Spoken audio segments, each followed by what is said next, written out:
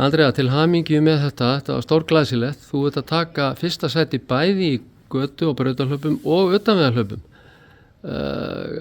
Hvernig, bara sátt? Já, auðvitað bara ótrúlega gaman og stolt af því, sko.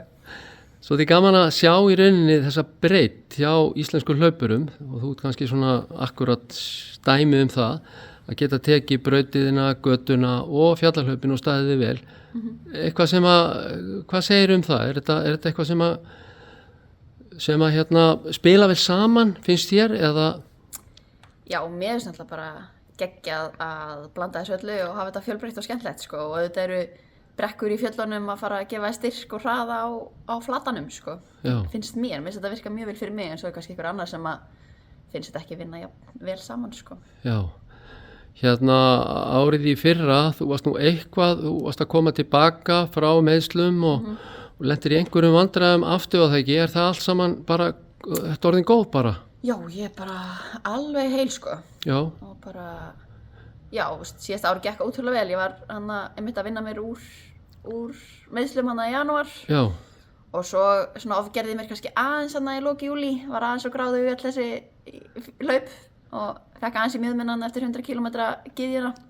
En það var eiginlega bara rauninni gott að taka bara gott off-season eftir það og náði því alvöru mér og svo bara búið að ganga rosalega vel að byggja mig aftur upp og já, formið bara akkurat það sem ég vil að sé. Já, þú ert á góðum stað núna og þú ert á leiðinni í æfingabúðir, ekki sagt hvert að fara?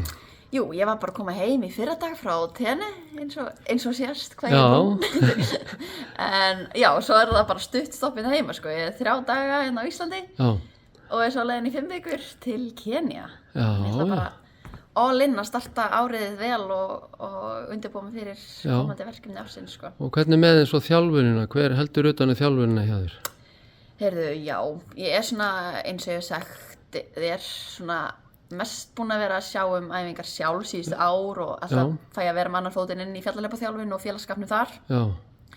En svona að því að ég er að fara núna svona all in í þetta og hætti í náminu og bara langa að sitja bara fara all in og er að fara í þessar æfingabúðir, þá langaði mig líka að prófa að vera með svona þjálfara. Þannig ég var að byrja í þjálfun hjá Breta sem heitir Robbie og er í fjarþjálfun hjá honum. Já. Og er svona samt aðeins að læra að fylgja plani, það svona gengur misvel, en það er allavega með svona þjálfara en aðeins að stjórna þessu líka sjálf ennþá. Já. Ertu þá að taka pásu á læknisfræðina? Já. Og sérðu eitthvað fyrir þér hvað svo pása getur verið löng? Bara eins og kannski bara spilast úr því? Já, ég náttúrulega kláraði BS-in síðasta vor og það eru reglur bara innan Háskóla Íslands að þú megir ekki taka of langa pásu til þess að byrja svo aftur. Já. Og svona eins og með liði núna er ekkert enda stefnan að byrja aftur í læknisfræði, heldur bara að nýta mér þessi BS-gráði að fara í eitthvað annan nám sem svona tengir samt heilbrigðisgeiranum og bara einhverju svoleiðis, sko, bara sjá hvert svona hvað dyr opnast þegar mér langar aftur að sittast á skólabekkinu. Já, já. En segðu mér svona, þú veist, að taka þátt í öllum sem hlaupum og keppa og þetta saman. Hver er svona lykillinn að því að, þú veist, hvernig þarf þetta að vera stemmt, sko, til þess að ná þessum árangri, geta eitt og öllum sem tími í þetta? Hvað er svona það sem að þið skipta máli fyrir þig? Númer 1 bara að finnst þetta gaman og langa að gera þetta og langa ná árangri.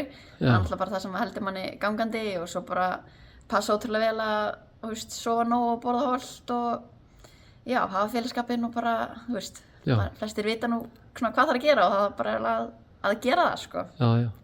En gleðin er svona svolítið stór hluti af þessu að þið geta alltaf gaman. Algjörlega. Þú er ekkert komist á þann stað að þið finnast þetta kvöð einhvern tíma? Nei, ég get ekki sagt það, sko. Nei.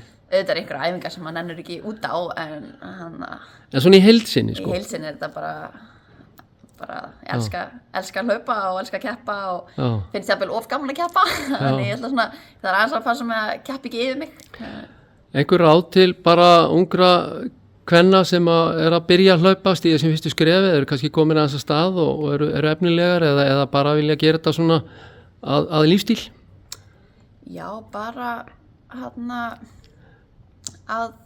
finna þér félagskap, fara í æfingahóp, finna þjálfara og já, hafa þetta skemmtilegt, þú veist, að vera í félagskap að hlaupa er bara svo 100 sinni skemmtilegra heldur en að vera alltaf einn úti eitthvað að harka.